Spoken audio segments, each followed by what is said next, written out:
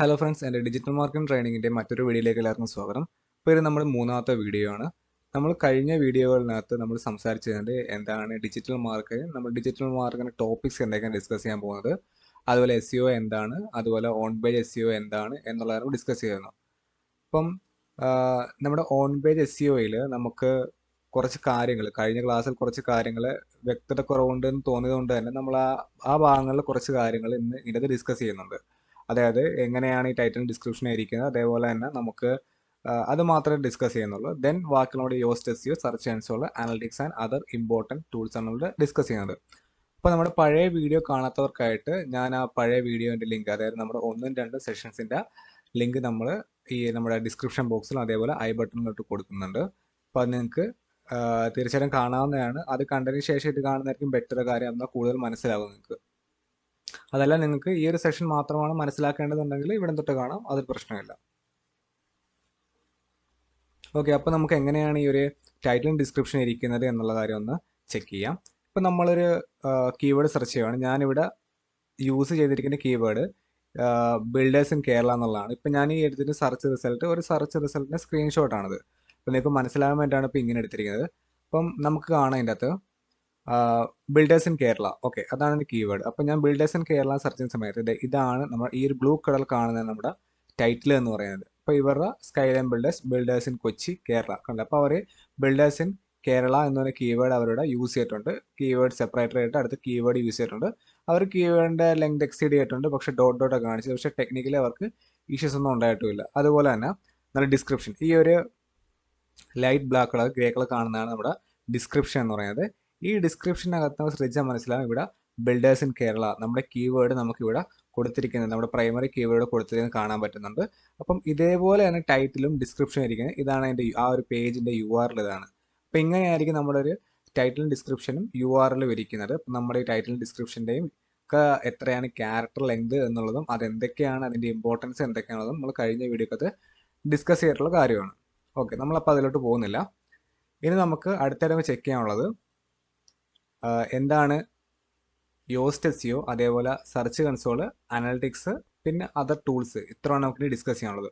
Okay, so അപ്പോൾ നമ്മളിത് പരിചയപ്പെടാനായിട്ട് ആദ്യം യോസ്റ്റ് SEO ആണ് പറയുന്നത്. അപ്പോൾ യോസ്റ്റ് SEO പരിചയപ്പെടാനായിട്ട് നമ്മൾ വേർഡ്പ്രസ് വെബ്സൈറ്റാണ് നമ്മൾ അതിനുവേണ്ടി കാണിച്ചിരിക്കുന്നത്. കാരണം യോസ്റ്റ് എന്ന പ്ലഗിൻ യൂസ് ചെയ്യുന്നത് നമ്മുടെ SEOയിലെ ടൈറ്റിലും ഡിസ്ക്രിപ്ഷനും കാര്യങ്ങളും ഒരു ഡെവലപ്പർ അല്ലാത്ത ഒരാൾക്ക് ഈസി ആയിട്ട് ഹാൻഡിൽ ചെയ്യാൻ. ഇപ്പോൾ ഞാൻ ഡെവലപ്പർ അല്ല, അതുകൊണ്ട് തന്നെ എനിക്ക് ഇത് ഈസി ആയിട്ട് ഹാൻഡിൽ ചെയ്യണമെന്നുണ്ടെങ്കിൽ എനിക്ക് ഒരു ഡെവലപ്പറിൻ്റെ സഹായം ഇല്ലാതെ തന്നെ ചെയ്യണമെന്നുണ്ടെങ്കിൽ വേർഡ്പ്രസ് പോലെയുള്ള വെബ്സൈറ്റുകൾ ചെയ്താൽ മാത്രമേ എനിക്ക് പറ്റുള്ളൂ. കാര്യം വേർഡ്പ്രസ് വെബ്സൈറ്റിന് ഡ്രാഗ് ആൻഡ് ഡ്രോപ്പ് സൈറ്റുകളാണ്. അപ്പോൾ അതുകൊണ്ട് തന്നെ അതിലുള്ള ആക്ടിവിറ്റീസ് എല്ലാം വളരെ എളുപ്പമാണ്. അപ്പം SEOൻ്റെ ഭാഗങ്ങൾ വളരെ എളുപ്പത്തിലാക്കാനാണ് യോസ്റ്റ് SEO എന്ന പ്ലഗിൻ ഇവിടെ അവർ ഇംപ്ലിമെൻറ്റ് ചെയ്യുന്നത്. അപ്പോൾ നമുക്ക് ഈ പ്ലഗിൻസ് ഇൻസ്റ്റാൾ ചെയ്യണമെന്നുണ്ടോ, യോസ്റ്റ് SEO പ്ലഗിൻ ഇൻസ്റ്റാൾ ചെയ്യണമെന്നുണ്ടെങ്കിൽ നമുക്കിവിടെ കാണാൻ പറ്റും. നമ്മുടെ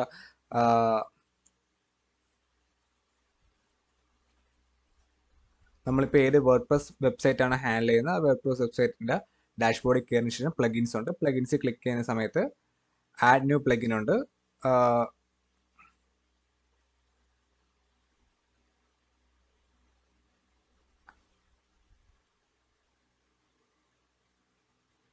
ആ ആഡ് ന്യൂ പ്ലഗിൻ ക്ലിക്ക് ചെയ്യുന്ന സമയത്ത് നമുക്ക് ഇവിടെ സെർച്ച് ബാർ കാണാൻ പറ്റും. ഈ സെർച്ച് ബാറിൽ ചെന്നതിന് ശേഷം നമ്മൾ യോസ്റ്റ് SEO എന്ന് സെർച്ച് ചെയ്ത് കൊടുത്തു കഴിഞ്ഞാൽ നമുക്ക് നമ്മുടെ ആ ഒരു SEO പ്ലഗിൻ നമുക്കിവിടെ കിട്ടുന്നതാണ്.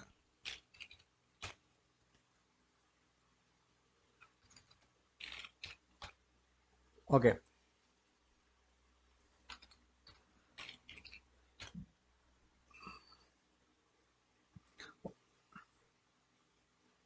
നമ്മളിപ്പോൾ ഈ ഒരു സെർച്ച് ബോക്സിൽ യോസ്റ്റ് SEO സെർച്ച് ചെയ്യുന്ന സമയത്ത് നമുക്ക് ഈ യോസ്റ്റ് SEO പ്ലഗിനോടെ കാണാൻ പറ്റും. ഓൾറെഡി നമ്മൾ ഇൻസ്റ്റാൾ ചെയ്ത് ആക്ടിവേറ്റ് ചെയ്തൊരു പ്ലഗിനാണ്, അതുകൊണ്ട് തന്നെ നമുക്കിത് വീണ്ടും ഇൻസ്റ്റാൾ ചെയ്യേണ്ട ആവശ്യമില്ല.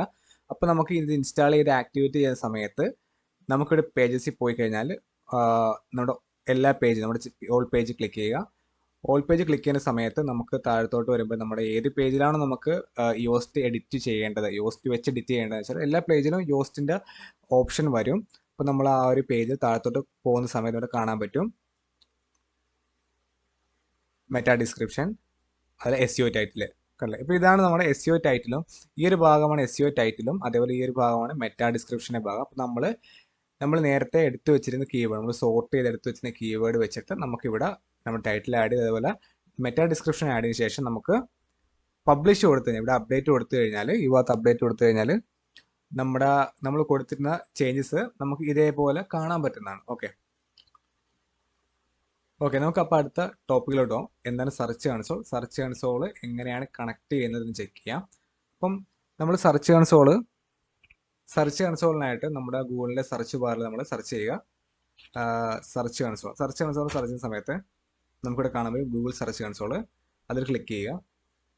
അതിൽ ക്ലിക്ക് ചെയ്യുന്ന സമയത്ത് നമുക്ക് സ്റ്റാർട്ട് നൗ എന്ന് പറഞ്ഞ ഓപ്ഷൻ ഉണ്ട്, അതിൽ ക്ലിക്ക് ചെയ്യുക. അതിൽ ക്ലിക്ക് ചെയ്യുന്ന സമയത്ത് നമുക്ക് നമ്മുടെ ഇമെയിൽ ഐ ഡി, നമ്മൾ ഏത് മെയിൽ വഴിയാണ് സെർച്ച് കൺസോൾ ക്രിയേറ്റ് ചെയ്തിരിക്കുന്നതെന്ന് ആദ്യം ചെക്ക് ചെയ്യണം. അപ്പോൾ എല്ലാ മെയിൽ ഐ ഡി, എല്ലാ ജിമെയിൽ അക്കൗണ്ട്സിലും നമുക്ക് സെർച്ച് കൺസോൾ ക്രിയേറ്റ് ചെയ്യാൻ പറ്റും. അപ്പോൾ നമ്മൾ ഏതെങ്കിലും ഒരു മെയിൽ ഐ ഡി നമ്മൾ സെർച്ച് കൺസോളിനായിട്ട് മാത്രം വെക്കണം. അതാകുമ്പോഴത്തേക്കും നമുക്ക് എല്ലാ വെബ്സൈറ്റും ഒരു മെയിലിൽ നിന്ന് തന്നെ വെരിഫൈ ചെയ്ത് പോകാൻ പറ്റും.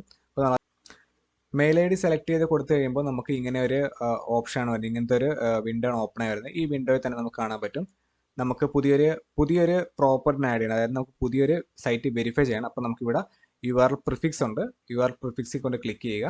അതിനുശേഷം നമ്മുടെ വെബ്സൈറ്റ് ഏതാണ്, നമ്മൾ വെരിഫൈ ചെയ്യാൻ പോകുന്ന വെബ്സൈറ്റ് ഏതാണ്, ആ വെബ്സൈറ്റിൻ്റെ URL കോപ്പി ചെയ്യുക. അതിനുശേഷം നമ്മൾ ഇവിടെ കൊണ്ട് പേസ്റ്റ് ചെയ്യുക. അത് പേസ്റ്റ് ശേഷം നമ്മളിവിടെ കണ്ടിന്യൂ കൊടുക്കുക.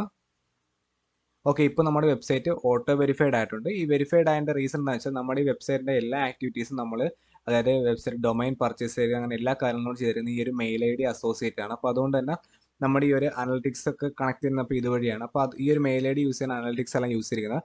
അപ്പോൾ അതുകൊണ്ടാണ് ഈ ഓട്ടോ വെരിഫിക്കേഷൻ വരുന്നത്. ഇനി ഓട്ടോ വെരിഫൈഡ് ആയില്ല എന്നുണ്ടെങ്കിൽ എങ്ങനെയാണ് ചെയ്യുന്നതെന്ന് വെച്ചാൽ, നമ്മളിത് ചെയ്യുന്ന സമയത്ത് നമുക്കിവിടെ ഒരു HTML ടാഗ് കിട്ടും. ആ ഒരു HTML ടാഗ് എടുത്ത് കൊണ്ടുവന്ന് ആ HTML കോപ്പി ചെയ്തതിന് ശേഷം നമ്മുടെ വേർഡ്പ്രസ് വെബ്സൈറ്റിലോട്ട് വരിക. വേർഡ്പ്രസ് വെബ്സൈറ്റിൽ നമ്മൾ പ്ലഗിൻ ആഡ് ചെയ്യണം. പ്ലഗിൻ എന്ന് വെച്ചാൽ ആദ്യം നമ്മൾ പ്ലഗിൻസ് വരിക, ദെൻ ആഡ് ന്യൂ പ്ലഗിൻ. അതിനുശേഷം നമ്മൾ സെർച്ച് ചെയ്യുക ഹെഡർ ആൻഡ് ഫൂട്ടർ.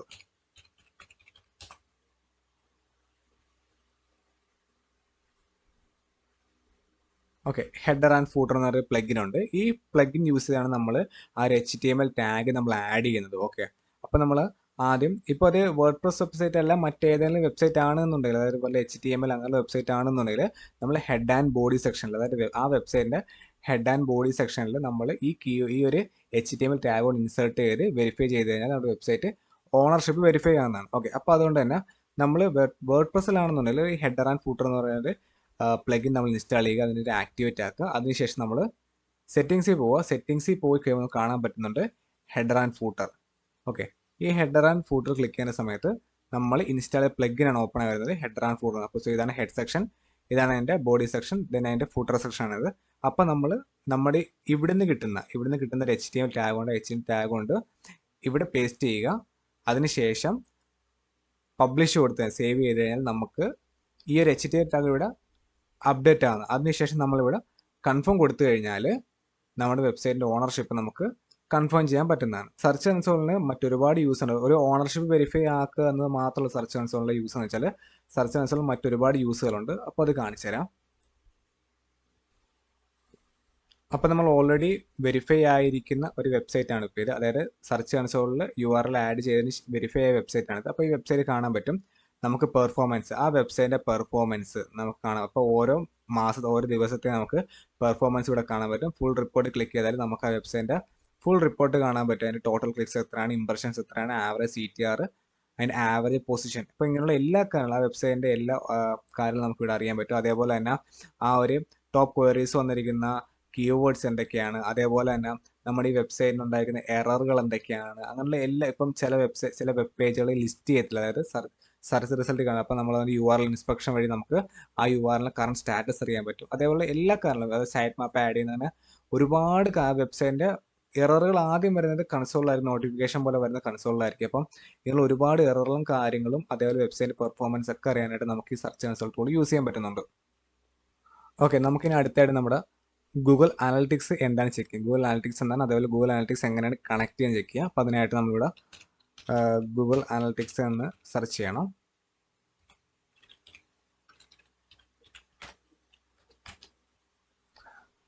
ഇപ്പോൾ ഗൂഗിൾ അനലിറ്റിക്സ് ഉണ്ട്, അത് ക്ലിക്ക് ചെയ്യുക. ഓക്കെ, നമുക്കിപ്പോൾ ഈ ഒരു ഓപ്പണായി വരുന്ന വിൻഡോ ആണ് നമ്മുടെ ഗൂഗിൾ അനലിറ്റിക്സിൻ്റെ ഡാഷ്ബോർഡ് എന്ന് പറയുന്നത്. അപ്പോൾ നമ്മൾ ഈ ഗൂഗിൾ അനലിറ്റിക്സിൻ്റെ ഈ ഒരു വിൻഡോ നമുക്ക് ഒരുപാട് ഓപ്ഷൻസ് കാണാം. ഗൂഗിൾ അനലിറ്റിക്സ് നമുക്ക് ഒരുപാട് കാര്യങ്ങൾക്ക് ഉപയോഗിക്കുന്ന ഒരു പ്ലാറ്റ്ഫോം. ഒരു വലിയ ക്ലാസ് തന്നെ ഗൂഗിൾ അനലിറ്റിക്സ് എന്താണെന്ന് പരിചയപ്പെടുത്തേണ്ട ആവശ്യമുണ്ട്. അപ്പോൾ നമുക്ക് ഈ ഒരു വീഡിയോക്കകത്ത് അത് മുഴുവൻ പരിചയപ്പെടുത്തി കഴിഞ്ഞാൽ നമ്മുടെ വീഡിയോ ലെങ്ത് കൂടും. അപ്പോൾ അതുകൊണ്ട് തന്നെ നമ്മൾ എങ്ങനെ അനലിറ്റിക്സ് കണക്ട് ചെയ്യുന്നത് എന്നാണ് നമ്മൾ ഈ വീഡിയോ കാണിക്കുന്നത്. ഗൂഗിൾ അനലിറ്റിക്സ് എന്താണ്, അതിലുള്ള കാരണം തീർച്ചയായിട്ടും വീഡിയോ നമ്മൾ ചെയ്യുന്നുണ്ട്. അപ്പോൾ അതുപോലെ ഗൂഗിൾ അനലിറ്റിക്സ് എങ്ങനെയാണ് കണക്ട് ചെയ്യുന്നത് വെച്ച് കഴിഞ്ഞാൽ നമ്മുടെ ലെഫ്റ്റ് സൈഡിലായിട്ട് താഴത്തെ അഡ്മിൻ എന്ന ടൂളുണ്ട്. അഡ്മിൻ ടൂൾ ക്ലിക്ക് ചെയ്യുന്ന സമയത്ത് നമുക്കിവിടെ ഒരു വിൻഡോ ഓപ്പൺ ആയിട്ട് വരും. ആ വിൻഡോയിൽ നമ്മൾ ക്രിയേറ്റ് ആൻ അക്കൗണ്ട് എന്ന ഒരു ഓപ്ഷൻ ഉണ്ട്. ക്രിയേറ്റ് ആൻ അക്കൗണ്ട് ക്ലിക്ക് ചെയ്യുക. അത് ക്ലിക്ക് ചെയ്യുന്ന സമയം മൈ അക്കൗണ്ട് നെയിം, ഈ ഒരു അക്കൗണ്ടിന് ന്യൂ നെയിം കൊടുക്കുക. അതായത് ഫോർ എക്സാമ്പിൾ ഇപ്പോൾ നമ്മളിപ്പോൾ ഈ ഒരു വെബ്സൈറ്റിൻ്റെ പേര് കൊടുക്കണം അങ്ങോട്ട്. അതിനുശേഷം അക്കൗണ്ട് ഡാറ്റ ഷെയറിംഗ് സെറ്റിംഗ്സ് എല്ലാം നമ്മൾ ആക്റ്റീവ് ചെയ്തതിനു ശേഷം നെക്സ്റ്റ് ക്ലിക്ക് ചെയ്യുക. നെക്സ്റ്റ് ക്ലിക്ക് ചെയ്തതിനു ശേഷം നമ്മുടെ ഒരു പ്രോപ്പർട്ടി നെയിം, ഈ ഒരു പ്രോപ്പർട്ടി ഒരു നെയിം കൊടുക്കുക. അതായത് ഇപ്പോൾ ഈ ഒരു കമ്പനിയുടെ ഒരു റിപ്പോർട്ട് എന്നൊരു പ്രോപ്പർട്ടി നെയിമാണ് കൊടുക്കുന്നത്. അതിനുശേഷം നമ്മുടെ ടൈം റീജിയൻ സെലക്ട് ചെയ്യുക. നമ്മളിപ്പോൾ ഇന്ത്യയാണ്, ടൈം സോൺ അല്ല അവിടെ കൃത്യമായിട്ട്. ദെൻ കറൻസി ക്ലിക്ക് ചെയ്യുക. നമ്മുടെ INR ആണ്. അപ്പം INR നോക്കുക, ഇന്ത്യൻ റുപ്പി INR വന്നു. പക്ഷേ ദെൻ നെക്സ്റ്റ് കൊടുക്കുക. പിന്നെ നമ്മുടെ ഇൻഡസ്ട്രിയുടെ സൈസ് കൊടുക്കുക. എത്രത്തോളമാണ് നമ്മുടെ ഇൻഡസ്ട്രിയുടെ സൈസ് എന്നുള്ള കാര്യങ്ങൾ കൊടുക്കുക. ഇവിടെ സ്മോൾ ഇൻഡസ്ട്രി ആണ്, മീഡിയം അല്ലെങ്കിൽ ലാർജ്, വെരി ലാർജ്. അപ്പോൾ നമ്മൾ ഒരു മീഡിയം ഇൻഡസ്ട്രി ആണ്. അതേപോലെ തന്നെ നമ്മുടെ അനലിറ്റിക്സ് വെച്ച് എന്താണ് മെഷർ ചെയ്യാനുള്ളത് എന്നവർ ചോദിക്കുന്നുണ്ട്. അപ്പം നമുക്കിവിടെ കസ്റ്റമർ എൻഗേജ്മെൻറ്റ്, നമ്മുടെ വെബ്സൈറ്റുമായിട്ട് കസ്റ്റമർ എൻഗേജ്, അതുപോലെ തന്നെ നമ്മുടെ സൈറ്റിനെ ഒപ്റ്റിമൈസ് ചെയ്യുന്നതെന്നുള്ള അറിയാനായിട്ട് ഡാറ്റാസ്, അതുപോലെ അഡ്വർടൈസിങ് പോസ്റ്റ്. നമ്മളിപ്പം ഗൂഗിൾ അഡ്വർടൈസ്മെൻറ്റ് ചെയ്യുന്ന സമയത്ത് നമുക്ക് അനലിറ്റിക്സ് ഒരുപാട് ഹെൽപ്പ് ചെയ്യുന്നുണ്ട്. ഈ ഒരു മെഷർ കണ്ടന്റ് മോണിറ്റൈസേഷൻ വേണമെന്നില്ല, കാര്യം നമ്മൾ ഈ വെബ്സൈറ്റ് മോണിറ്റൈസ് ചെയ്യാൻ എന്തായാലും പോകുന്നില്ല. ദെൻ ഓൺലൈൻ സെയിൽസ് അറിയാനായിട്ട് ആപ്പ് ഇൻസ്റ്റാൾസ് വേണ്ട, കാര്യം ഈ ഒരു വെബിന് ആപ്പ് ഇല്ല. പിന്നെ ലീഡ് ജനറേഷൻ, പിന്നെ അതർ തിങ്സ് അറിയാനായിട്ട് നമുക്ക് ഈ ഒരു പ്ലാറ്റ്ഫോം യൂസ് ചെയ്യുന്നുണ്ട്. ദെൻ ക്രിയേറ്റ് കൊടുക്കുക. Then Google analytics terms and conditions ആണ്, അത് മുഴുവനായിട്ട് വായിച്ചു നോക്കുക. ദെൻ എഗ്രി കൊടുക്കുക.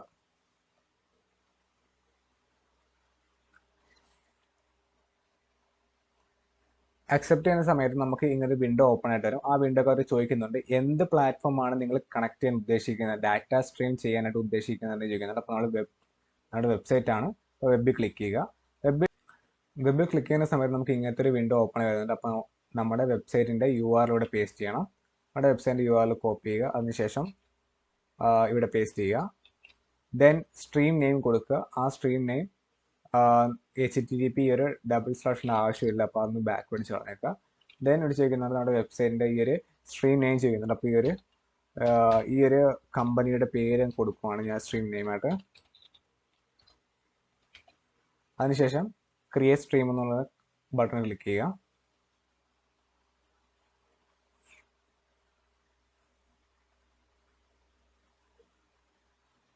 ഓക്കെ, നമുക്ക് ഇവിടെ നിന്നാണ് നമ്മുടെ വെരിഫിക്കേഷൻ, അതായത് നമ്മുടെ ആ ഒരു വെരിഫിക്കേഷൻ കോഡ് ഇവിടെ നിന്നാണ് കളക്ട് ചെയ്യാൻ പറ്റുന്നത്.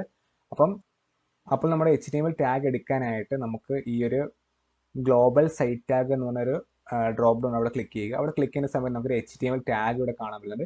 ഈ HTML ടാഗ് എവിടെയാണ് പ്ലേസ് ചെയ്യേണ്ടതെന്ന് അവർ നമ്മൾ കോപ്പി ചെയ്ത site tag in the head section. അപ്പോൾ അവിടെ നമ്മൾ പറയുന്നുണ്ടോ നമ്മുടെ വെബ്സൈറ്റിൻ്റെ ഹെഡ് സെക്ഷനിൽ കൊണ്ടാണ് ഈ ഒരു HTML ടാഗ് വെക്കണമെന്നുള്ളത്. അപ്പോൾ നമ്മൾ ആ ഒരു സൈറ്റിനെ കോപ്പി ചെയ്യുക.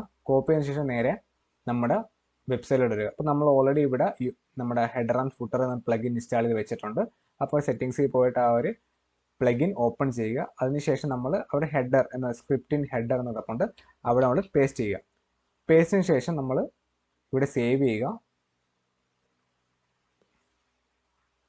ഇപ്പോൾ ആ ഒരു സൈറ്റ് ടാഗ് ഇപ്പോൾ വെബ്സൈറ്റിൽ അപ്ഡേറ്റ് ആയിട്ടുണ്ട്. അതിനുശേഷം നമ്മുടെ അനലിറ്റിക്സ് വരിക. ഇപ്പോൾ നമ്മുടെ അനലിറ്റിക്സ് ഓൾറെഡി നമ്മൾ കോഡ് എടുത്ത് അവിടെ പേസ്റ്റ് ചെയ്ത് അത് അപ്ഡേറ്റ് ആക്കിയിട്ടുണ്ട്. ഇനിയിപ്പോൾ ഇവിടെ നമ്മൾ പ്രത്യേകിച്ചൊന്നും ചെയ്യേണ്ട ആവശ്യമില്ല, കാര്യം 24 മണിക്കൂറിനുള്ളിൽ 24 hours പറയുന്നുണ്ട്. ആ ഒരു സമയത്തിനുള്ളിൽ നമ്മുടെ ഡാറ്റ സ്ട്രീം, അതായത് നമ്മുടെ ഒരു ഡാറ്റ ഇവിടെ കാണാൻ പറ്റുന്നതാണ്. അപ്പോൾ നമുക്ക് ഇവിടെ കാണാം, ഈ ഹോം ബട്ടൺ ക്ലിക്ക് ചെയ്യുന്ന സമയത്ത് നമ്മുടെ ഒരു റിപ്പോർട്ട് ഇവിടെ ജനറേറ്റ്, അതായത് നമ്മൾ ഓൾറെഡി കൊടുത്തിട്ടുണ്ട് നമ്മുടെ no data receive from your website. ഇതുവരെയായിട്ട് ഈ ഒരു ഡാറ്റ കിട്ടില്ല, കാരണം നമ്മളിപ്പോൾ വെരിഫൈ ചെയ്തേയുള്ളൂ. അപ്പോൾ അതുകൊണ്ട് തന്നെ നമുക്ക് ഡാറ്റ റിസീവ് ചെയ്യാനുള്ള ടൈം ആയിട്ടില്ല. പക്ഷേ ഒരു 24 മണിക്കൂറിനുള്ളിൽ നമ്മുടെ വെബ്സൈറ്റിൽ നടക്കുന്ന ആക്ടിവിറ്റീസ് ഇവിടെ ഡാറ്റ ആയിട്ട് സേവ് ചെയ്യുക. അതായത് നിങ്ങളുടെ ഇന്ന് നിങ്ങൾ അപ്ഡേറ്റ് ചെയ്യുന്ന നാളെ നിങ്ങൾ ചെക്ക് ചെയ്യുന്ന സമയത്ത് ഇവിടെ വെബ്സൈറ്റിലെ ആക്ടിവിറ്റീസ് ആ ഒരു സമയത്തിനുള്ളിൽ വെബ്സൈറ്റിലുണ്ടാകുന്ന ആക്ടിവിറ്റീസ് തരാണ്. അതേപോലെ ലൈവ് യൂസർ, അതായത് കറന്റ് ആ വെബ്സൈറ്റിൽ ഇപ്പോൾ ആക്റ്റീവായി നിൽക്കുന്ന യൂസേഴ്സ് ആരൊക്കെയാണ്, അത് എവിടെ നിന്നാണ് ആ യൂസേഴ്സ് വന്നിട്ട്. അപ്പോൾ ഒരുപാട് ഡീറ്റെയിൽസ് അറിയാൻ പറ്റുന്ന ഒരു വലിയൊരു ഏരിയയാണ് ഈ ഗൂഗിൾ അനലിറ്റിക്സ് എന്ന് പറയുന്നത്. ഒരുപാട് ഹെൽപ്പ് ചെയ്യുന്ന, ഒരുപാട് ഒപ്റ്റിമൈസേഷൻ മറ്റുള്ള കാര്യങ്ങളൊക്കെ ഹെൽപ്പ് ചെയ്യുന്ന ഒരു ഏരിയയാണ് അനലിറ്റിക്സ് എന്ന് പറയുന്നത്. അപ്പം ഇനി നമുക്ക് പഠിക്കാനുള്ളത് കുറച്ച് ഇമ്പോർട്ടൻറ്റ് ടൂൾസ് ആണ്. അപ്പം ഇമ്പോർട്ടൻറ്റ് ടൂൾസ് എന്ന് പറയുമ്പോൾ അത് കുറച്ച് അധികം ടൂൾസ് ഉണ്ട്. അപ്പം നമ്മൾ ഈ ഒരു വീഡിയോക്കകത്ത് ആ ടൂൾസിനോട് ആഡ് ചെയ്ത് കഴിഞ്ഞാൽ വീഡിയോ ലെങ്ത് ഒരുപാട് കൂടും. കഴിഞ്ഞ 2 വീഡിയോ ലെങ്ത്തും അല്പം കൂടുതലായിരുന്നു. അപ്പോൾ അതുകൊണ്ട് തന്നെ ഈ വീഡിയോ ലെങ്ത് മാക്സിമം ഞാൻ കുറക്കാൻ ശ്രമിച്ചിട്ടുണ്ട്. അതുപോലെ തന്നെ അടുത്തൊരു വീഡിയോക്കകത്ത് നമ്മുടെ SEO സെക്ഷൻ പൂർണ്ണമായിട്ടും കംപ്ലീറ്റ് ആകും. നമ്മൾ ആ ഒരു ഇമ്പോർട്ടൻറ്റ് ടൂൾസ് ആഡിന് ശേഷം നമുക്ക് ഈ അടുത്തായിട്ട് കൺസോളും അതേപോലെ തന്നെ അനലിറ്റിക്സിൻ്റെ മറ്റുള്ള കാര്യങ്ങൾ നമ്മൾ മറ്റുള്ള കുറച്ച് വീഡിയോസ് ആയിരിക്കും, വളരെ ഷോർട്ടായുള്ള വീഡിയോസ് ആണ് നമ്മൾ അപ്ലോഡ് ചെയ്യാൻ ഉദ്ദേശിക്കുന്നത്. അപ്പോൾ എൻ്റെ ചാനൽ സബ്സ്ക്രൈബ് ചെയ്യാത്തവന് സബ്സ്ക്രൈബ് ചെയ്യുക. അതുപോലെ തന്നെ ഞാൻ ഈ വീഡിയോസ് ഓരോ സീരീസ് ആയിട്ടാണ് ചെയ്യുന്നത്. അപ്പം ആ ഒരു ബെല്ലൈക്കൺ കൂടി ഇനേബിൾ ചെയ്ത് കഴിഞ്ഞാൽ ഞാൻ ഓരോ വീഡിയോസ് അപ്ലോഡ് ചെയ്യുന്ന സമയത്ത് നിങ്ങൾക്ക് നോട്ടിഫിക്കേഷൻ ലഭിക്കുന്നതാണ്. സോ അപ്പം മിസ്സാകാൻ നിങ്ങൾക്ക് ഓരോ ക്ലാസ് അറ്റൻഡ് ചെയ്ത് ഈ ഒരു കോഴ്സ് കംപ്ലീറ്റ് ആയിട്ട് നിങ്ങൾക്ക് തീർക്കാവുന്നതാണ്. അപ്പോൾ അടുത്തൊരു ട്രെയിനിങ് വീഡിയോ ആയിട്ട് കാണുന്നവരേക്കും ബൈ.